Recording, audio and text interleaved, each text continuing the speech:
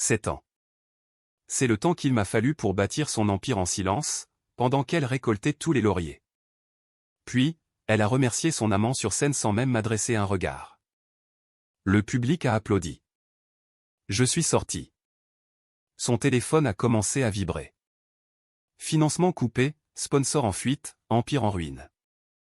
Elle pensait que je n'étais que son mari. J'étais les fondations, et je venais de retirer chaque brique. Je m'appelle Antoine Delacroix. J'ai 45 ans et, ces 7 dernières années, j'ai été marié à Valérie Delacroix, fondatrice et PDG d'Apex Solutions RH, une plateforme de recrutement tech reliant les startups aux meilleurs ingénieurs. Un concept magnifique, une exécution brillante. Sauf que personne ne sait ceci, j'ai construit toute l'infrastructure financière qui a rendu cela possible. Avant Valérie, j'étais marié à Isabelle, une chirurgienne pédiatrique avec la tête sur les épaules et une tolérance zéro pour les jeux d'esprit. Nous avons eu Lucas ensemble. Il a 18 ans maintenant et entre en école de commerce à la rentrée. Isabelle et moi avons divorcé quand Lucas avait 6 ans. Non pas parce que nous nous détestions, mais parce que nos carrières nous tiraient dans des directions opposées. Elle voulait rester à Bordeaux, j'avais besoin d'être à Paris pour la tech. Nous sommes restés amis, avons partagé la garde équitablement, et Lucas a grandi en sachant que ses 2 parents l'aimaient. Propre, mature, la façon dont les adultes devraient gérer les choses. Valérie est entrée dans ma vie lors d'un cocktail d'investisseurs à Station F. Elle avait 36 ans, récemment divorcée et affamée, pas seulement de succès, mais de validation. Elle avait 2 enfants de son premier mariage, Camille, qui avait 12 ans à l'époque, et Théo, qui en avait 10. Leur père, Grégoire Huet, était un directeur marketing de niveau intermédiaire qui avait démissionné émotionnellement des années avant la signature des papiers du divorce. Je suis tombé amoureux de sa motivation, de sa vision, de la façon dont elle pouvait entrer dans une pièce et faire croire aux gens en quelque chose qui n'existait pas encore. Ce que je n'avais pas réalisé, c'est qu'elle finirait par faire la même chose avec notre mariage, faire croire aux gens à une version de la réalité qui n'avait rien à voir avec la vérité. Quand nous nous sommes mariés, j'étais associé gérant chez Cornerstone Partners, un fonds d'investissement spécialisé dans la tech en phase d'amorçage. Valérie venait de lancer Apex depuis un espace de coworking dans le Sentier. Elle avait l'idée, le pitch deck et environ 6 mois de trésorerie. Ce qu'elle n'avait pas, c'était le back-office, la structure juridique, le cadre de conformité, les relations investisseurs, ces trucs ennuyeux qui ne font pas de belles photos pour challenge mais qui gardent la lumière allumée. Alors, je l'ai construit discrètement. J'ai mis en place la holding, Sentinel Capital Group, qui a injecté des investissements stratégiques dans Apex sans éveiller les soupçons. J'ai structuré la table de capitalisation pour que ses parts semblent propres. J'ai négocié des contrats fournisseurs qui lui donnaient des conditions favorables sans que personne ne sache que j'étais de l'autre côté de la table. J'étais la main invisible qui transformait sa vision en quelque chose de finançable. Et elle m'a laissé faire. Bon sang, elle m'a encouragé. À l'époque, elle se blottissait contre moi sur le canapé après que les enfants soient endormis et disait des choses comme « Je ne pourrais pas faire ça sans toi » ou « C'est grâce à toi que ça marche ». Je la croyais. Je voulais la croire. Mais quelque part entre la série A et la série B, entre l'article dans les Échos et la nomination aux 40 femmes de l'année de Forbes France, je suis devenu une infrastructure nécessaire mais oubliable, comme la plomberie. Personne ne remercie la plomberie. Il y a 6 mois, elle a embauché Maxime Dubois. 30 ans, diplômé d'HEC, montre de luxe et un CV qui semblait un peu trop beau pour un poste de VP des partenariats stratégiques. Je n'y ai pas prêté attention au début. Valérie avait besoin de quelqu'un pour gérer l'image de marque pendant qu'elle se concentrait sur la croissance. C'était logique. Sauf que Maxime ne gérait pas seulement les partenariats. Il gérait son agenda, ses voyages, ses sessions de stratégie tardive qui nécessitaient bizarrement toujours du vin et ne m'incluaient jamais. Je n'étais pas stupide. Je n'étais juste pas prêt à admettre ce que je voyais. Il y a 2 semaines, mon fils Lucas est venu me voir. Nous déjeunions près de son lycée à Neuilly-sur-Seine. Il avait l'air mal à l'aise, poussant sa nourriture dans son assiette. Finalement, il a dit « Papa, je dois te dire quelque chose. » J'ai posé ma fourchette. « Qu'est-ce qui ne va pas ?» « C'est à propos de Valérie, » a dit Lucas doucement. J'étais à cet événement de networking pour start-up la semaine dernière. Celui à l'hôtel Coste. Je l'ai vu là-bas avec ce type, Maxime. Ils étaient. Je ne sais pas, papa. Ça n'avait pas l'air net. J'ai senti quelque chose de froid s'installer dans ma poitrine. Pas net, comment? Lucas a hésité. Il se tenait très proche, il riait, et quand il pensait que personne ne regardait, il lui a touché le bas du dos. Ce n'était pas un geste professionnel. J'ai hoché la tête lentement. Merci de me l'avoir dit, fils. Tu vas faire quelque chose, a-t-il demandé. J'ai souri, mais mes yeux sont restés froids. C'est déjà fait. Les trophées de l'innovation tech avaient lieu au Georges V à Paris. Smoking, tour de champagne et assez de capital risque dans une seule pièce pour financer un petit pays. Valérie avait été nommée pour le prix de la fondatrice visionnaire de l'année. Elle se préparait depuis des semaines, répétant son discours dans le miroir, essayant différentes robes comme si elle montait les marches à Cannes. Je l'ai aidée à fermer sa robe ce soir-là. De la soie bleu nuit qui coûtait probablement plus cher que ma première voiture. Elle m'a à peine regardé. Tu es au 3e rang, a-t-elle dit en faisant défiler son téléphone. Les VIP et les sponsors sont devant. J'ai ajusté mes boutons de manchette. Le 3e rang, c'est très bien. Elle ne m'a pas entendu. Elle était déjà à la porte. À la cérémonie, je me suis assis exactement là où elle m'avait placé. 3e rang, côté droit, à côté de quelques business angels avec qui j'avais travaillé il y a des années. Ils ont fait la conversation. J'ai souri et hoché la tête, mais mon attention était sur la scène. Quand ils ont appelé son nom, la salle a explosé. Valérie a flotté jusqu'au podium dans cette robe bleue. Elle incarnait chaque centimètre de la visionnaire qu'il célébrait. Elle a donné son discours, poli, répété, parfait, parlant de construire quelque chose à partir de rien, de faire confiance au processus, des gens qui croyaient en sa vision. Puis elle a fait une pause, a souri chaleureusement au public et a prononcé les mots qui allaient tout changer. Je veux remercier mon véritable partenaire, a dit Valérie, la voix douce d'une émotion fabriquée. Celui qui a été avec moi à travers chaque nuit blanche, chaque décision difficile, chaque pivot. Tu sais qui tu es. Elle a regardé directement Maxime Dubois assis au 1er rang. Il a eu un sourire en coin, levant légèrement son verre. Pas une seule fois elle ne m'a regardé. Je suis resté assis là exactement 3 secondes. Puis je me suis levé, j'ai boutonné ma veste et je me suis dirigé vers la sortie lentement, délibérément. Personne n'a remarqué. Ils étaient trop occupés à applaudir son courage, son authenticité. J'étais à mi-chemin du hall quand j'ai entendu des talons claquer derrière moi. Monsieur Delacroix. C'était l'assistante de Valérie, Léa, essoufflée et paniquée. Son téléphone, il explose. Le PDG de Western Capital est en train de paniquer.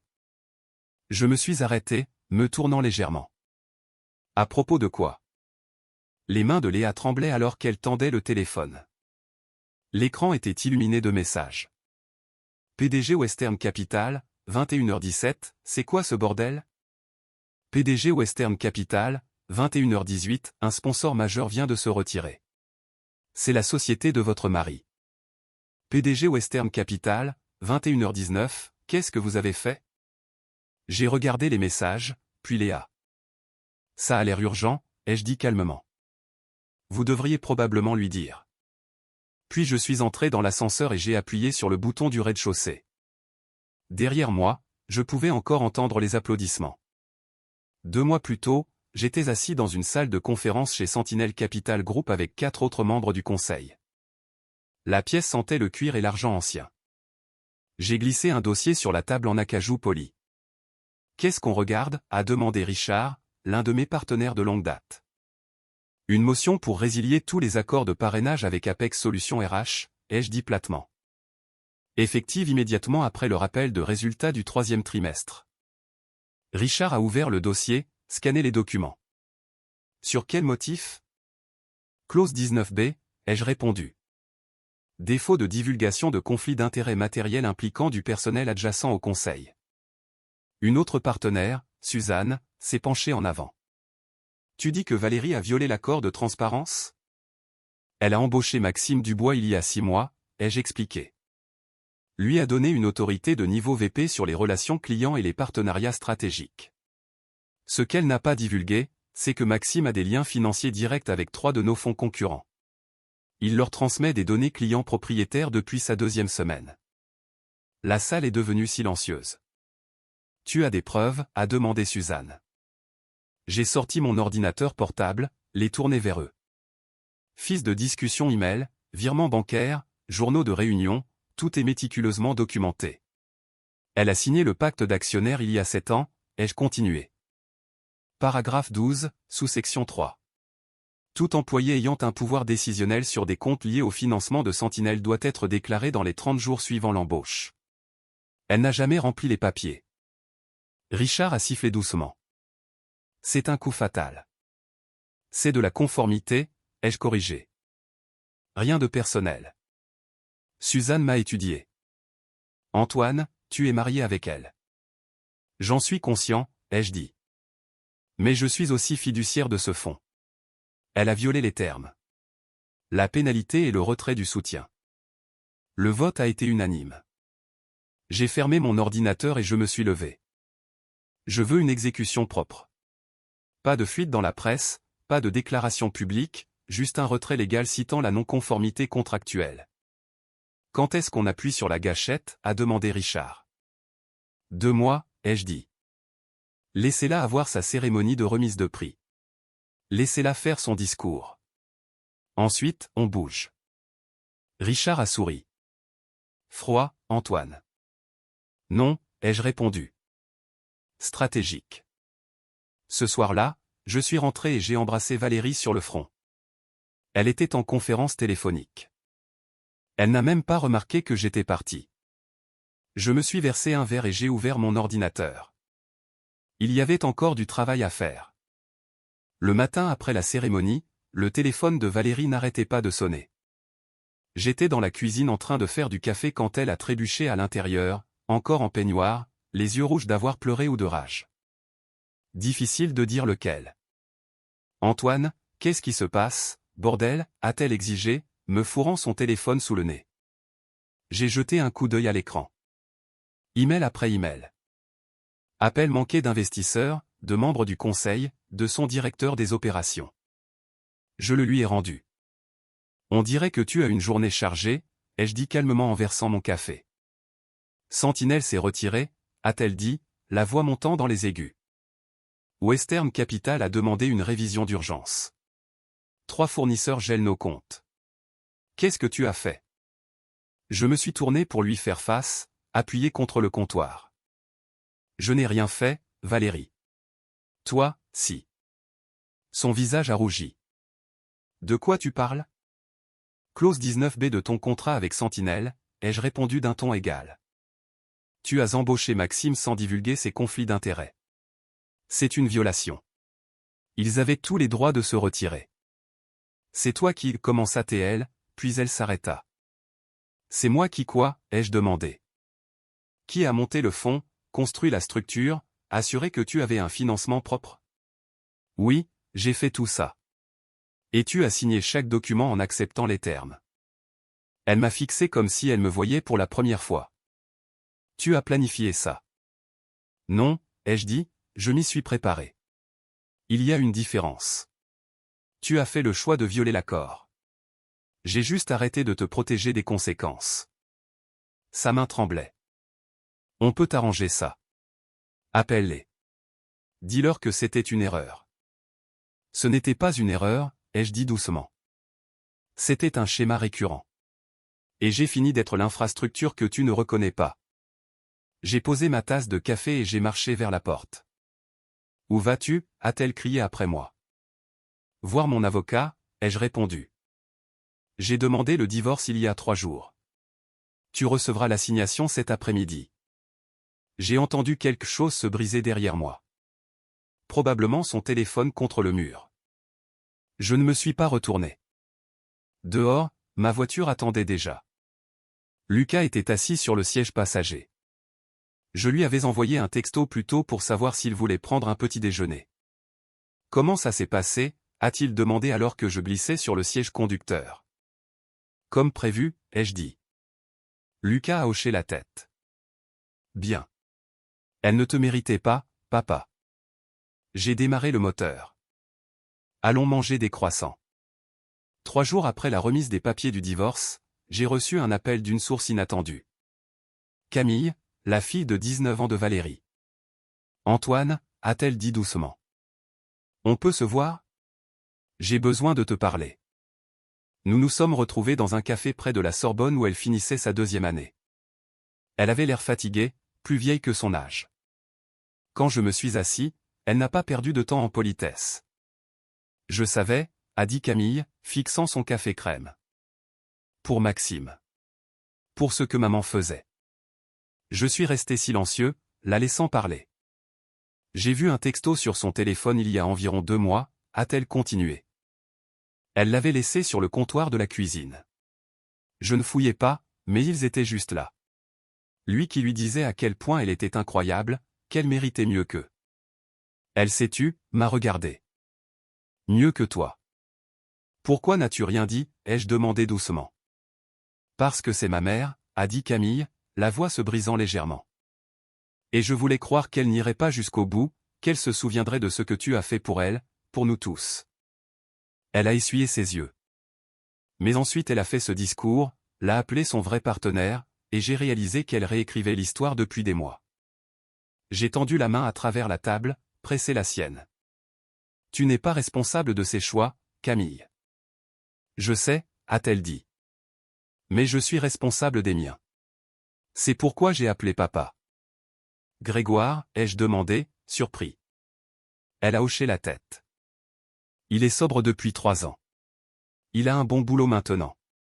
Un endroit stable à Nantes. Il demande à renouer contact. Je pense. Je pense que je vais emménager avec lui pour un moment. Prendre de la distance avec maman. C'est un bon choix, ai-je dit. C'est ton père. Il mérite une chance de prouver qu'il a changé. Camille m'a regardé sérieusement. Tu mérites mieux que ce qu'elle t'a fait. Je voulais que tu le saches. Et je voulais te dire merci. Pourquoi? Pour avoir payé mes frais de scolarité le semestre dernier quand les comptes de maman ont été gelés, a-t-elle dit doucement. Le bureau de la scolarité m'a dit que ça venait d'un donateur anonyme, mais je sais que c'était toi. Je n'ai ni confirmé ni nié, j'ai juste souri. Tu vas t'en sortir, Camille, ai-je dit. Tu es intelligente, tu es honnête, et tu connais la différence entre le bien et le mal. C'est plus que ce que beaucoup de gens peuvent dire. Elle m'a serré dans ses bras avant de partir. Prends soin de toi, Antoine. Toi aussi, gamine. En la regardant s'éloigner, j'ai ressenti quelque chose que je n'avais pas ressenti depuis des mois. L'espoir. Tout le monde dans ce gâchis n'était pas perdu. 2 semaines après le dépôt du divorce, les vrais dégâts ont commencé à apparaître. Je l'ai d'abord appris par des relations communes. Apex Solutions RH perdait des clients à une vitesse folle. L'article des Échos est arrivé ensuite. Une ancienne étoile montante face à la crise alors que les financements s'évaporent. L'article était brutal. Il détaillait le retrait de Sentinelle, citait des sources anonymes sur des manquements éthiques et des conflits non divulgués. Un paragraphe ressortait, des initiés de l'industrie suggèrent que l'ascension rapide de Valérie Delacroix reposait moins sur l'innovation que sur l'infrastructure fournie par son mari, Antoine Delacroix. Un stratège vétéran du capital risque dont le nom apparaissait rarement dans son récit de succès. Mon téléphone a vibré. Isabelle, mon ex-femme. Je viens de lire l'article, a-t-elle écrit. Ça va? Ça va, ai-je répondu. Comment va Lucas? Fier comme un paon, a-t-elle répondu. Nous le sommes tous les deux. Ce même après-midi, le directeur des opérations de Valérie a démissionné, puis son directeur des ventes. Le vendredi, 3 autres cadres avaient quitté le navire. Je n'étais pas surpris. Personne ne veut rester sur un navire qui coule. Théo, le fils de 17 ans de Valérie, s'est présenté à mon bureau à l'improviste. La sécurité a appelé, demandant si je voulais qu'il le renvoie. Laissez-le monter, ai-je dit. Il est entré, les mains enfoncées dans ses poches, l'air mal à l'aise. Je ne reste pas longtemps. Maman ne sait pas que je suis là. De quoi as-tu besoin, ai-je demandé. Rien, a-t-il dit rapidement. Je voulais juste. Je voulais dire que je suis désolé pour la façon dont elle t'a traité. Pour la façon dont je t'ai traité. J'étais un connard. J'ai pris ton aide pour acquise. Je me suis adossé à ma chaise. Tu as 17 ans. C'est pratiquement la description du poste. Il a presque souri.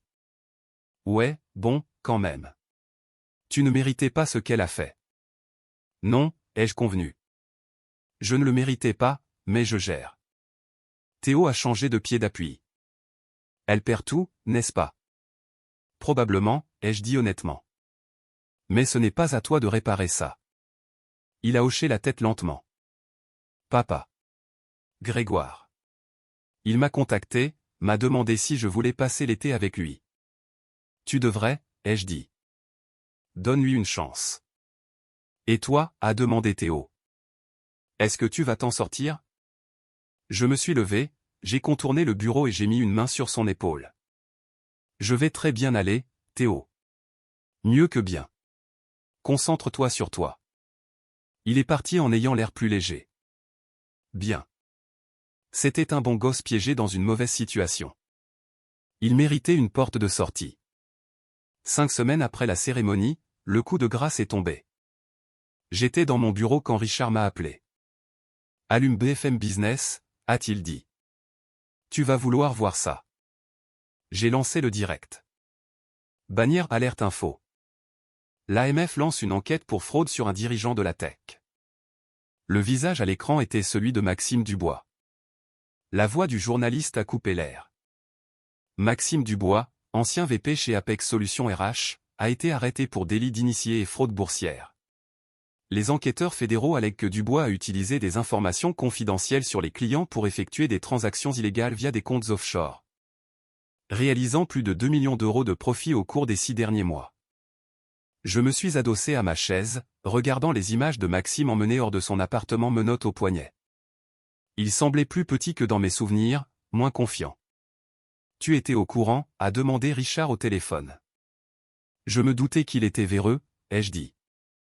Je ne connaissais pas l'étendue, mais je me suis assuré que l'AMF reçoive des copies de toute sa correspondance email avec nos fonds concurrents il y a 3 semaines.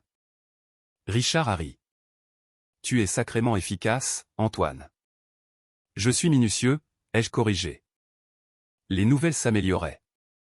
Le reportage a continué, les enquêteurs interrogent également Valérie Delacroix, l'ancienne employeuse de Dubois, sur sa connaissance du stratagème. Bien qu'aucune charge n'ait été retenue contre Madame Delacroix, des sources affirment qu'elle coopère avec les autorités. J'ai éteint le flux. Mon téléphone a vibré immédiatement. Le nom de Valérie sur l'écran. Je n'ai pas répondu. Elle a appelé encore et encore. Finalement, elle a envoyé un SMS, « S'il te plaît, Antoine, je dois te parler. » C'est de la folie. Je ne savais pas ce qu'il faisait.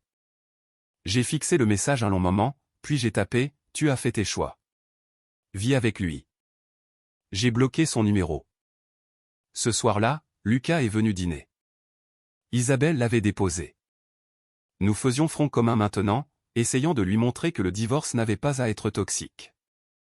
J'ai vu les infos sur Maxime, a dit Lucas alors que nous faisions griller des steaks sur mon balcon. C'est dingue. Le karma fonctionne de manière mystérieuse, ai-je répondu en retournant un steak. Maman a appelé, a-t-il ajouté. Isabelle, je veux dire. Elle voulait que tu saches qu'elle est fière de la façon dont tu as géré tout ça. J'ai souri. Dis-lui merci de ma part. Elle a aussi dit que tu devrais recommencer à sortir, a dit Lucas avec un sourire en coin. Elle dit que tu es célibataire depuis assez longtemps. J'ai ri. Je prendrai note de ce conseil. Lucas est devenu sérieux. Papa, tu es heureux? Vraiment heureux? J'y ai réfléchi. Les 2 derniers mois avaient été le chaos. Avocat, paperasse, journaliste demandant des commentaires. Mais en dessous de tout ça, il y avait quelque chose que je n'avais pas ressenti depuis des années. Oui, ai-je dit. Honnêtement, je le suis. Je suis libre, Lucas. Et ça vaut plus que tout le reste. Il a hoché la tête, satisfait. Bien. Tu le mérites. Nous avons dîné, parlé de ses projets d'université, de son stage d'été. Des trucs normaux. Le genre de conversation qui m'avait manqué pendant que j'étais occupé à construire l'empire de quelqu'un d'autre. Plus tard, après le départ de Lucas, je me suis assis sur le balcon avec un verre de whisky et j'ai regardé la ville. Quelque part là-bas, Valérie était probablement en train de paniquer, d'appeler des avocats, d'essayer de sauver ce qui restait de sa réputation. Je n'avais pas pitié d'elle, pas même un peu. 6 semaines après la cérémonie, l'inévitable s'est produit. Apex Solutions RH a été placé en redressement judiciaire. L'annonce est tombée un jeudi matin, enfouie dans la section économique du Figaro. Je l'ai lu avec mon café. Mon téléphone a sonné. Suzanne de Sentinelle. Tu as vu, a-t-elle demandé. Je suis en train de le lire, ai-je répondu. Elle essaie de restructurer, a dit Suzanne. Elle veut garder l'entreprise en vie. Ses avocats nous ont contactés pour un éventuel financement relais. Et, ai-je demandé, connaissant déjà la réponse. Nous avons refusé, a dit Suzanne platement. À l'unanimité. Personne ne veut toucher à ça. Trop de risques de réputation après le scandale Maxime Dubois. Intelligent, ai-je dit. Il y a plus, a continué Suzanne. Ses anciens employés ont déposé une action collective au prud'homme. 32 personnes réclamant des salaires impayés et des indemnités. Ils disent qu'elle a détourné des fonds de l'entreprise pour des dépenses personnelles, vêtements de créateurs, voyages en première classe, cadeaux pour Dubois. J'ai sifflé bas. Ça va faire mal. Son avocat m'a appelé hier, a ajouté Suzanne. Il voulait savoir si tu serais prêt à témoigner en sa faveur. Témoin de moralité, ce genre de choses. Qu'est-ce que tu leur as dit, ai-je demandé. Qu'ils auraient plus de chances de trouver de l'eau dans le Sahara, a dit Suzanne sèchement. J'ai souri.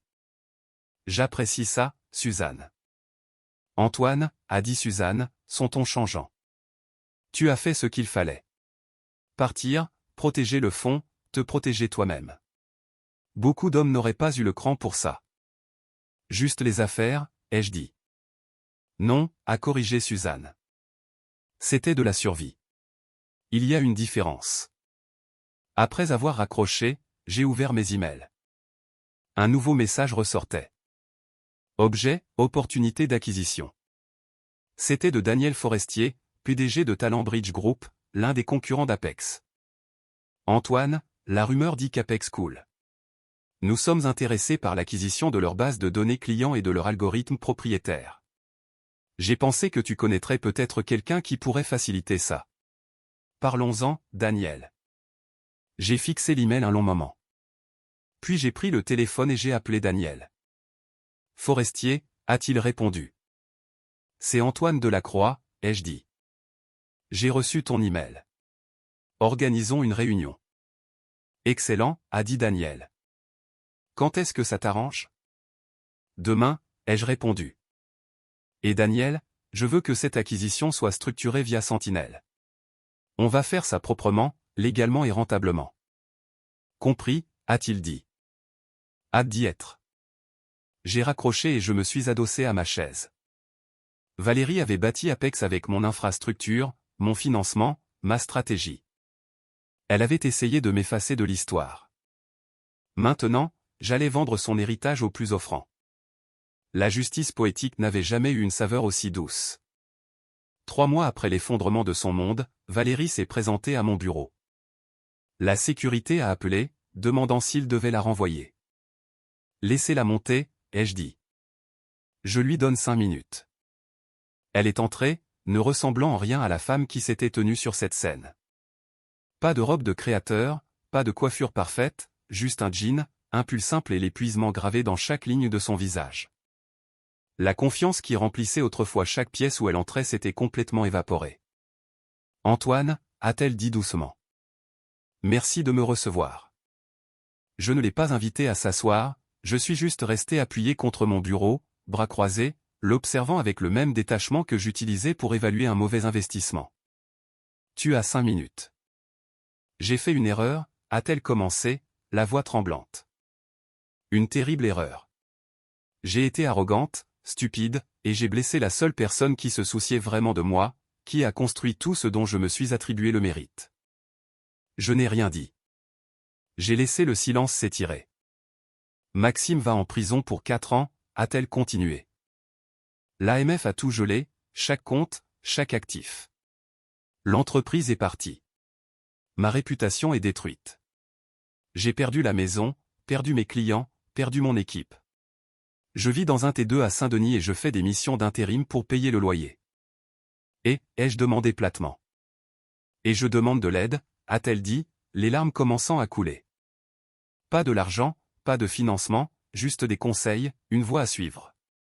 Tu as toujours su comment arranger les choses, comment structurer les accords.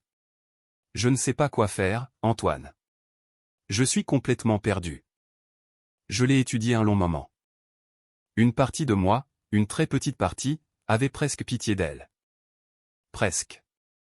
Tu veux mon conseil, ai-je dit. Le voici. Tu as bâti ton empire sur une fondation que tu ne comprenais pas et que tu ne respectais pas. Tu t'es attribué le mérite d'un travail que tu n'as pas fait. Tu as effacé les gens qui t'ont rendu prospère et tu as jeté un véritable partenariat parce que tu voulais la lumière pour toi toute seule. Et maintenant, tu fais face aux conséquences naturelles de ces choix. Son visage s'est décomposé. Je sais. Je sais tout ça. J'ai eu 3 mois pour ne penser à rien d'autre. Mais s'il te plaît, il doit y avoir un moyen de... Il n'y en a pas, ai-je interrompu. Pas avec moi. Tu as fait ton choix sur cette scène quand tu as remercié ton vrai partenaire et regardé Maxime au lieu de moi. Tu as choisi l'image plutôt que la substance. Tu as choisi les applaudissements plutôt que la vérité. Maintenant, tu dois vivre avec cette décision. Antoine, s'il te plaît, a-t-elle chuchoté, le désespoir à vivre dans sa voix. Je t'en supplie. Je n'ai nulle part ailleurs où aller. La réponse est non, Valérie, ai-je dit fermement. Je ne suis plus ton filet de sécurité. Je ne suis pas ton infrastructure. Je ne suis pas le gars qui règle tes problèmes pendant que tu fais des courbettes. Cette version de moi est morte. Tu l'as tuée. Elle est restée là, les larmes coulant sur son visage. Je t'aimais. Vraiment. Non, ai-je dit doucement. Tu aimais ce que je pouvais faire pour toi. Tu aimais la sécurité, la structure, les portes que j'ouvrais. Mais tu ne m'as jamais aimé. Il y a une différence, et au fond, tu le sais. Elle a ouvert la bouche pour argumenter, puis l'a refermée. Rien de plus à dire. Elle s'est tournée et est partie sans un autre mot. Je l'ai regardée partir, je n'ai absolument rien ressenti, et je suis retourné à mon travail. Ce soir-là, Lucas a appelé. Maman m'a dit que Valérie est venue te voir aujourd'hui. Isabelle l'avait apparemment appris par les bruits de couloir. Les nouvelles voyageaient vite dans nos cercles. Ouais, ai-je dit. Elle voulait de l'aide. Tu lui en as donné, a-t-il demandé. Non, ai-je répondu. Comme on fait son lit, on se couche. Bien, a dit Lucas fermement. Elle ne te méritait pas, papa.